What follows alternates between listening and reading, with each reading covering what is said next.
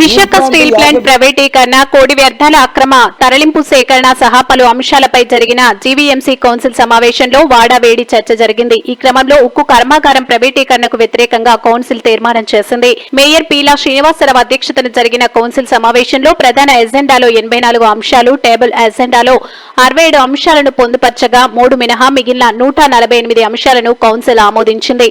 YCP కార్పొరేటర్లు నలుపు రంగు షర్టులు, కండువాలు ధరించి కౌన్సిల్ హాల్లోకి చేపట్టి నిరసన గందరగోళానికి దారితీసింది. స్టీల్ ప్లాంట్ ఏకగ్రహం కాదండి. బీజేపీ, జనసేన, తెలుగుదేశం ప్రభుత్వం ప్రజలకి, ఎంప్లాయీస్కి కట్టుబడి అపోజిషన్ గవర్నమెంట్లే మేము తీర్మానం ఇచ్చాం.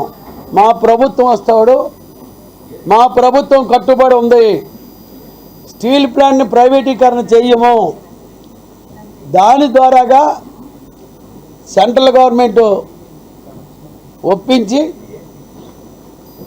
రాష్ట్ర ముఖ్యమంత్రి వర్యులు నారా చంద్రబాబు నాయుడు గారు నాయకత్వంలో ఈవేళ ఫైనాన్స్గా ఆదుకునే బాధ్యత తీసుకున్నాం. దాంట్లో భాగంగా కొంతమంది అధికారులు కంపెనీ సక్రమంగా నడాలంటే సెంట్రల్ గవర్నమెంట్ ఆదేశాల మేరకు స్టీల్ ప్లాంట్ రన్ అవుతుంది. ఇది రాష్ట్ర ప్రభుత్వం కాదు. దానికి అనుకూలంగా మోడీ గారి దగ్గర నుంచి ఒప్పించి చంద్రబాబు నాయుడు గారు తీసుకునే నిర్ణయం చిన్న నిర్ణయం కాదండి. గతంలో ఇది కూడా రోసయ్య గారి ప్రభుత్వంలో అప్పుల్లో ఈ స్టీల్ ప్లాంట్ లాస్లోకి వెళ్తే పక్కదోవలు పెడితే దాన్ని కాపాడింది నారా చంద్రబాబు నాయుడు గారి నాయకత్వమే. మరలా ఇప్పుడు కూడా స్టీల్ ప్లాంట్ సక్రమంగా రన్ అవ్వాలంటే కొంతమంది దళారులు ఉండకూడదని, ఆ దళారుల ద్వారాగా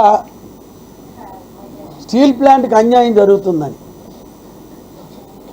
ఒక యూనియన్ కానీ ఒక వ్యక్తి కానీ ఇచ్చే నిర్ణయం ఎలాగంటే మన స్టీల్ ప్లాంట్ మనం కాపాడుకుండాలి.